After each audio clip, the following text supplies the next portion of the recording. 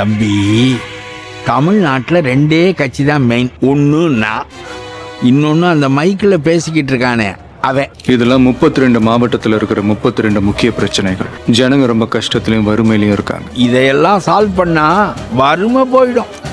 வறுமை போயிட்டா ஓட்டுக்கு காசு வாங்குவானா? சோத்துக்கு அலையணும். வயிறு பசிச்சு காதுல நோய்ங்கணும். அப்போதான் நாங்க கொடுக்குற 5000 ரூபாய்க்கு நாய் மாதிரி வந்து ஓட்டு போடுவேன். இப்ப சொல்றேன், உங்க தொகுதியில மட்டும் இல்ல, 234 தொகுதியிலையும் என் ஆளுங்களை நிறுத்துறேன். உங்கள்கிட்ட அவ்வளவு பணம் இருக்கா?